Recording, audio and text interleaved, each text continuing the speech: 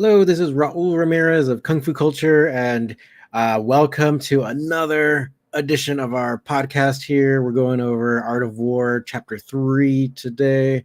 But first, we want to just, give you some announcements. So, one of the goals of our channel here is to share a lot of the Kung Fu culture, obviously. So, not only the sports aspects, all the different aspects that include, so like the internal stuff. So internal kung fu is like the whole idea of like the meditation, and so we have in Chinese history and actually just history in general, but you'll see it a lot in Chinese history where maybe a guy who started a specific style, or even specific religion and stuff, maybe went to meditate somewhere in a cave or under a tree or something like that, and then became enlightened in some way. So that's why we try to, and actually, I'll update our YouTube channel and all that, so where it reflects that quote where you want to enlighten your mind and make fierce your body. So that's one of the main ideas of kung fu in general, because kung fu isn't necessarily, it doesn't mean martial arts.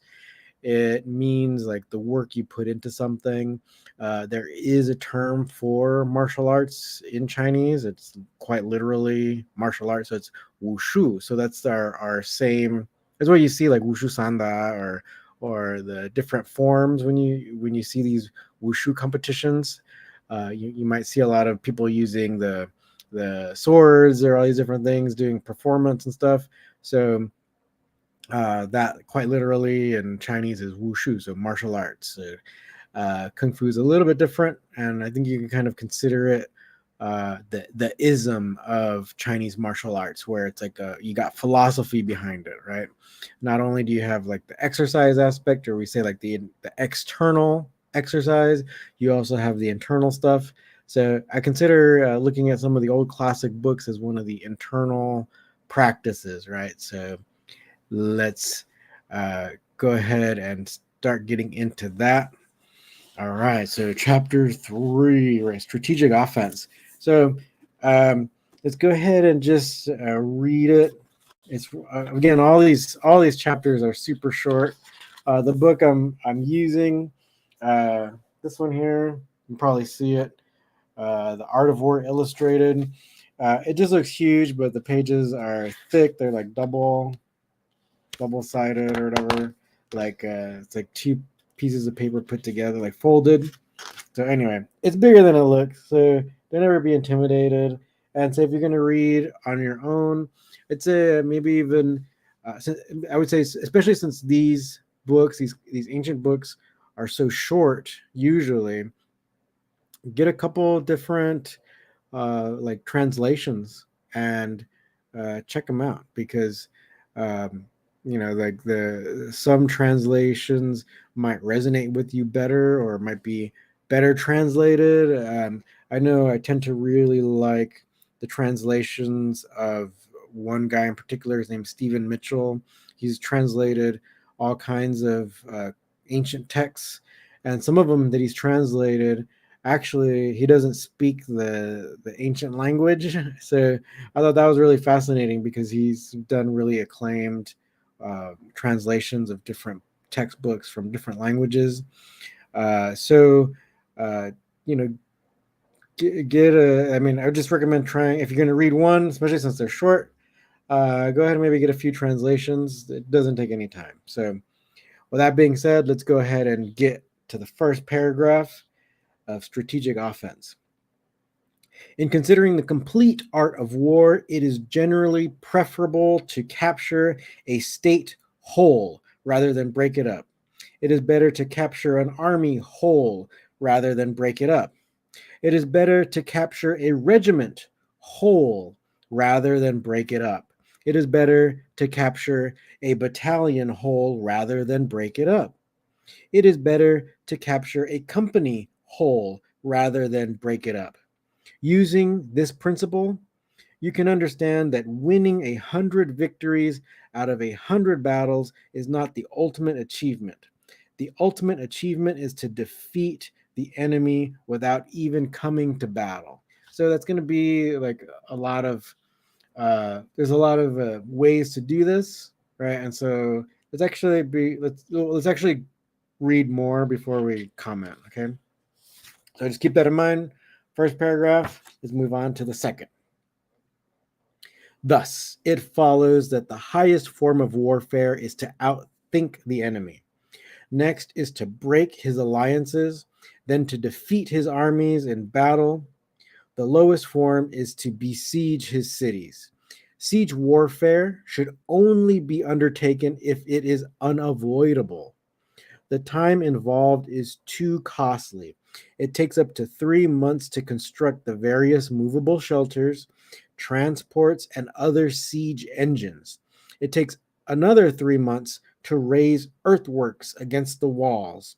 If the general loses patience and sends his men swarming like ants around the city, it will cost him a third of his army with no result. These are the disastrous pitfalls of a siege. Right. So Sunzi starts elaborating even more. So we have the first paragraph, kind of gives the idea, but then we start getting details as to like why you want to be thinking in his way, right? The whole idea is to outthink the enemy. It was the first line from the second paragraph. Um, I think we could let's go ahead and read more so we can kind of get a better sense of this. So, next paragraph. Actually, we're almost done. These are very, very short. They're very short chapters. Okay. Thus, a skillful general must defeat the enemy without coming to battle, take his cities without a siege, and overthrow his state without a long campaign. He must make every effort under heaven to achieve total victory with his forces undiminished. This is the art of strategic offense. I'll continue. Thus, when deploying your troops, if you outnumber the enemy 10 to 1, surround him. 5 to 1, attack him. 2 to 1, split him. If forces are equal, engage him in open battle. If you, in turn, are slightly outnumbered, evade his advances. If you are heavily outnumbered, withdraw completely. A similar force, no matter how determined, will always succumb to a larger one. So this is just like his opinion, man. So he doesn't necessarily believe in underdogs, apparently. But so the main idea is that, yeah, you got to be strategic.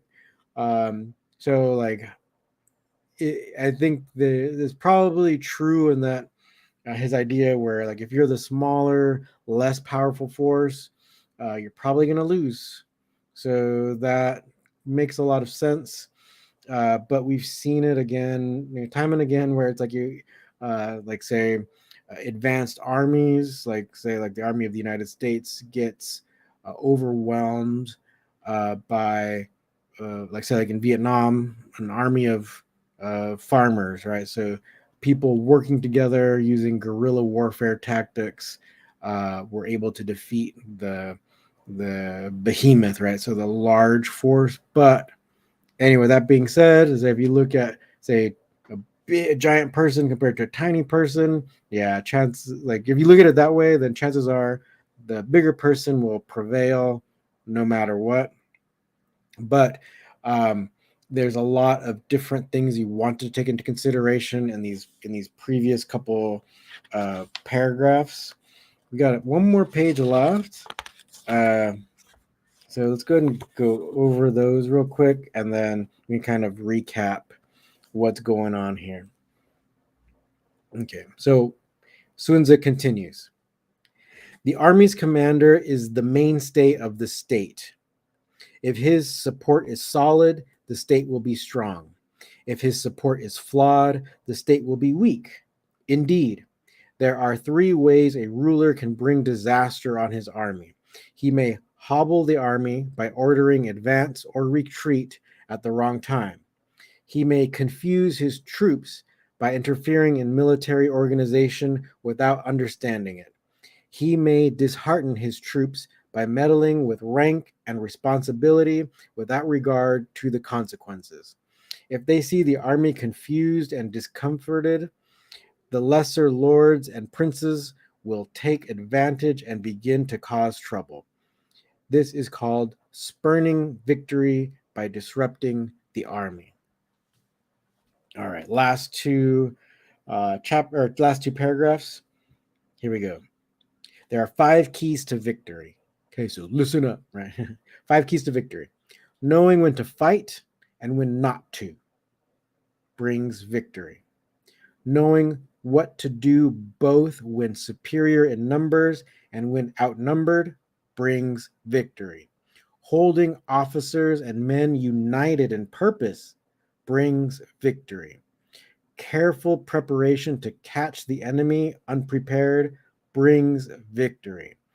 A skillful general given free rein by the ruler brings victory. These 5 together are the true path to success. All right, last paragraph. Here we go. Thus, we may say that if you know yourself and know your enemy, you will gain victory 100 times out of 100. If you know yourself but do not know your enemy, you will meet one defeat for every victory. If you know neither yourself nor your enemy, you will never be victorious. All right, so that's it for that chapter. So there's actually a lot. I think you can almost break it up into sections, just like the whole thing about like if you outnumber your opponent 2-1, you got to split them. Right, same idea with this chapter. It does seem almost like it could be 2 chapters, because he talks about 2 different things, kind of like the overall philosophy, and then specifically like the leaders, like how your forces are organized, or if there's a lack of organization, or if there's a lack of belief in the leaders, you got problems, right? If you don't have, say, like almost like a uniting force that unifies your forces, right? Your military. You can also, I think you should probably also think about this, like or at least you can try to think about this in your daily life, right? If you got, you know what they say, like even in a household, if you have the husband and wife united in the way they want to raise their children, right? Or you're united in the way they want to manage their finances or whatever, you have to kind of have that that same mission, right? So then it becomes easier to reach success, so reach your goals and how you want your kids to be raised, or how reaching your financial goals or whatever. So you got to have this kind of belief in your goal, and you got to have that really strong. Otherwise, these so many little things can start going wrong, and they can spiral.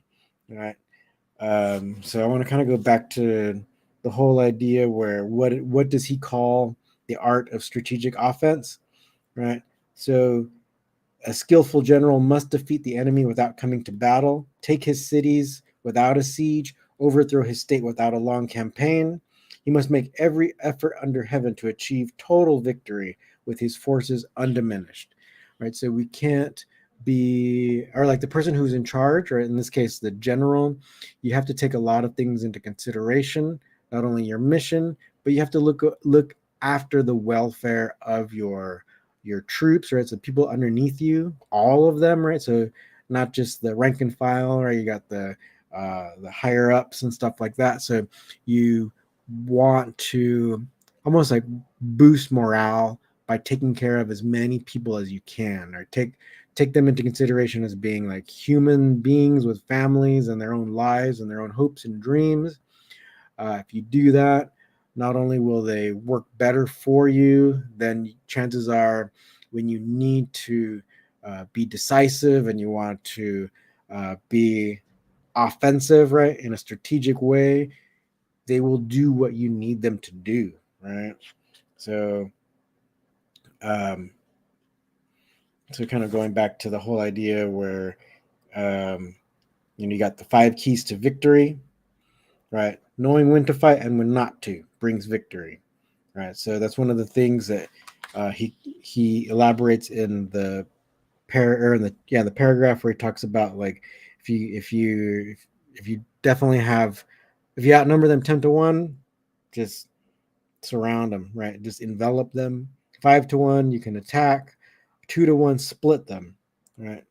If forces are equal, engage them in open battle. If you in turn are slightly outnumbered, evade him. Right. So if you're heavily outnumbered, withdraw completely. Right? A smaller force, no matter how determined, will always succumb to a larger one. We saw in history it doesn't always happen that way, but you want to kind of have some truisms right in your mind to guide you, to lead you when you are facing some kind of difficulty, some kind of battle, right?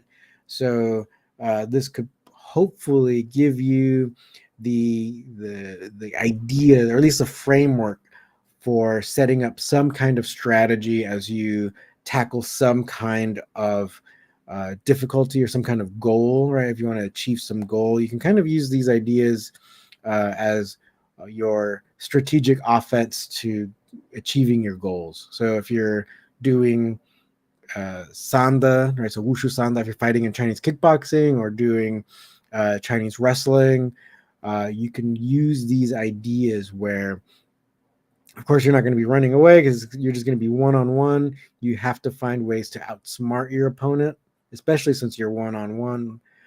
You have to find ways to say you can try to intimidate the person or see if you can trick them somehow, believing like I think there was like some video that went viral where it was like a MMA fight where one fighter made everyone think that he had been injured and he backed up away from his opponent and like kind of crouched over and was like acting like his rib had been hurt or something. And then when his opponent got close, then he did a counter punch and knocked him out. So these are different ideas of say like deceiving the opponent to try to trick them. So all these things can be put in place, and you got to ultimately, like Sunzi says, you got to know when to do it. Right. So when not to fight, when to fight, what you want to be doing with regards to like checking out your odds, how to view that, right? So there's a lot of good stuff in this chapter, and I think really you should take the time to read it, kind of take it to heart. It might help you with regards to your fighting strategies or making up strategies for everyday things like that, to help you reach your goals. Like if you're a college student and you're looking at different classes that you have to take, to get your degree. I mean, you can look at it that way, like strategically, what classes will benefit you the most, right? So there's a lot here. Can think about it. Also, too, our new website. So we're gonna go back to some announcements that I forgot to make. We got a new website up. We got a new course up there. Actually, well, we have older course that was on our catch wrestling alliance website. We also migrated it over here at a cheaper price. It's Sanda takedowns with some catch wrestling follow throughs. Since Sanda doesn't have those follow throughs, has a lot of takedowns. We kind of add some of the follow throughs. Once you've taken someone down, you can do some pins or some submission holds. So it should be helpful for those of you who are doing MMA. So check that out. We also have any kind of online coaching sessions that you can do. That's through our website, kungfukulture.com. So make sure you spell culture with a K. You should be able to see it on our, like even up here in the corner. You can see how to spell it. So if you want help achieving your goals, feel free to take advantage of my expertise. I've been doing all kinds of kung fu styles. I've been 2-time U.S. champion in Sanda. I've also won several catch wrestling matches, jiu-jitsu tournaments, all that. So also have been working in gyms for decades. I was certified as a personal trainer. I worked as a trainer for UCLA, the university, and also I'm a primary care physician. So we can work on all kinds of things, whether it be strategies or mindset or even like say nutrition plans or strength and conditioning plans. Just let me know. All right, so that's all through our website, kungfukulture.com. So we're here to help you. So our goal is to enlighten our minds together and make fierce our bodies. So thank you for watching. See you next time.